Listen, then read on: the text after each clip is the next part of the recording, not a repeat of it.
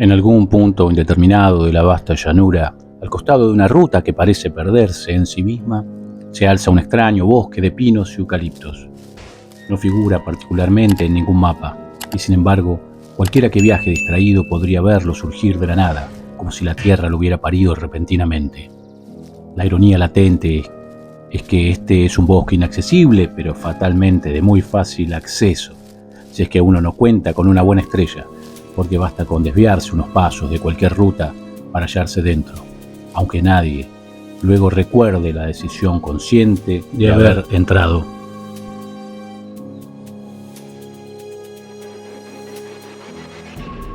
Más allá de los claros del bosque que convidan a los infortunados a seguir caminando lentamente, los pinos altos y rígidos se alinean como centinelas, formando pasillos estrechos que parecen invitar hacia una misma y única dirección.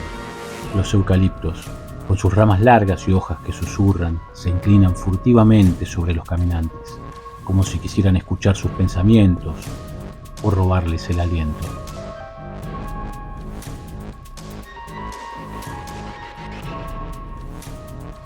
No hay animales perceptibles fácilmente en este bosque, ni pájaros, ni insectos, ni rastros de vida, solo el crujido de la corteza y el murmullo de las hojas, un sonido que se asemeja a voces apagadas.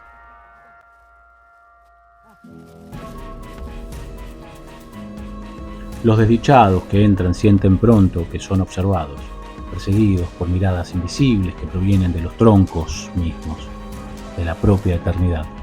Algunos aseguran que los árboles se mueven cuando nadie los ve, que cambian de lugar para cerrar el camino de salida. Otros dicen que las raíces se arrastran bajo la tierra buscando los pies de los intrusos para atraparlos. El bosque no necesita bestias ni fantasmas ostensibles. Los guardianes de su entrada son los propios pinos y eucaliptos, que acechan furtivamente, pacientes, esperando el momento en que el visitante se detenga demasiado tiempo, se siente a descansar o se atreva a pasar la noche.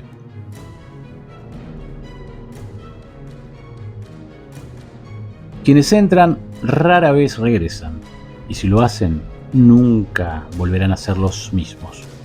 Sus miradas quedarán perdidas, como si aún escucharan el susurro de las hojas que alguna vez los acecharon. En su corazón late una pequeña laguna oscura y quieta, rodeada de raíces retorcidas que parecen manos crispadas. Los antiguos indios la conocían y le temían. Hablaban de espíritus que dormían bajo sus aguas y entidades que solo cedían al sol del día y que despertaban con la caída de la noche para reclamar lo que por derecho les pertenecía. Los primeros registros de este bosque siniestro provienen de los pueblos originarios que habitaron la llanura. En relatos transmitidos oralmente, los ancianos advertían sobre un bosque de pinos y eucaliptos que no debía ser penetrado al caer la noche. Algunos lo llamaban Yacuipiré, que en su lengua significaba el lugar donde los espíritus reposan. Según ellos, la laguna en el centro del bosque era un portal hacia el mundo de los muertos, y las aguas reflejaban no el presente, sino lo que estaba por suceder o podría suceder.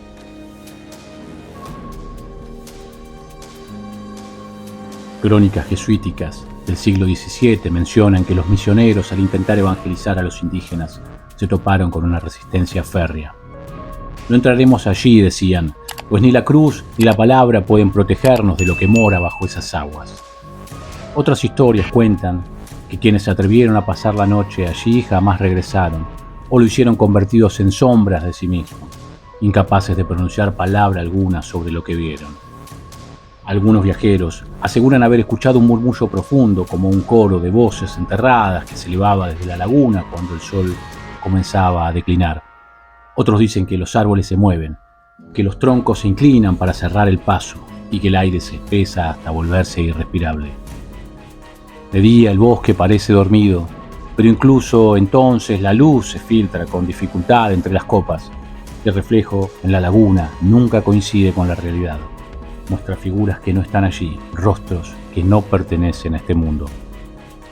Otros pueblos originarios lo llamaban el silencio que devora, porque afirmaban que el bosque no solo atrapaba a los hombres, sino también sus recuerdos, borrando toda huella de su existencia. En un manuscrito atribuido al capitán Francisco de Borja, del año 1682, se describe un episodio inquietante. Este relato, conservado en copias dispersas, fue considerado apócrifo durante siglos, aunque varios viajeros posteriores refirieron experiencias similares. Y este manuscrito decía lo siguiente: hallamos un bosque al costado del camino y en su centro una laguna negra. Al acercarnos, los caballos se negaron a avanzar, relinchando con furia. Uno de los soldados, incrédulos, se internó y no volvió a ser visto jamás. Juraría que los árboles se cerraron tras él, como si fuesen muros vivos. Durante el auge de las rutas comerciales, el bosque comenzó a figurar en relatos de cronistas y poetas. Algunos lo describían como un bosque encantado, otros como un cementerio natural. El escritor Esteban Echeverría, en notas marginales nunca publicadas, lo menciona como un lugar donde la razón se disuelve y el hombre se enfrenta a lo innombrable. En 1874, un periódico local publicó la noticia de un carretero que desapareció junto con su carga de leña tras desviarse hacia el bosque. La nota concluía con una advertencia: no es prudente pasar la noche en aquel paraje, pues los perros ladran allí.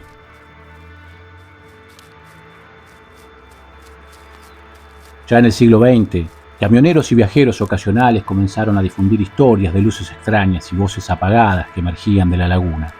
Algunos aseguraban que el bosque repentinamente aparecía y desaparecía según la hora del día, como si no existiera en todos los mapas ni en todos los momentos. Un informe policial de 1962, archivado sin mayor explicación, registra la desaparición de 2 jóvenes que acampaban junto a la laguna.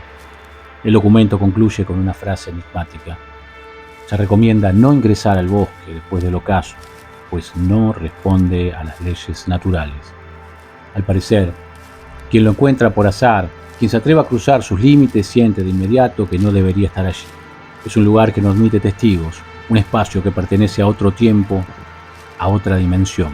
Y aunque la ruta siga su curso indiferente, el bosque espera paciente a que algún curioso se detenga. Porque lo más aterrador no es lo que se ve, sino lo que se intuye: que la laguna y sus guardianes no duermen realmente, sino que fingen, aguardando el momento en que alguien, por error o por desafío, decida pasar la noche bajo sus árboles. El bosque del silencio, con su laguna oscura, se erige como un espacio liminal, accesible y prohibido, cercano y remoto, visible y ausente.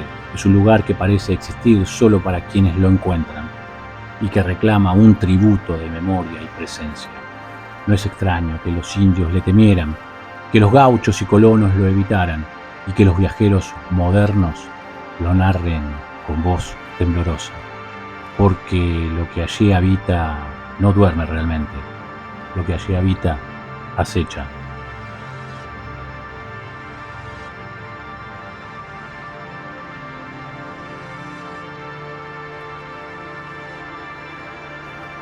Muy bien, queridos amigos, hasta acá llega este relato y espero que les haya gustado.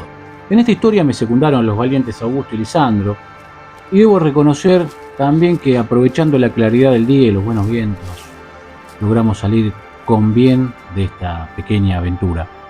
Así que entonces nos vemos en la próxima oportunidad. Ya saben, cuiden muy bien dónde posan sus pasos, no sea que se pierdan en la laguna del silencio.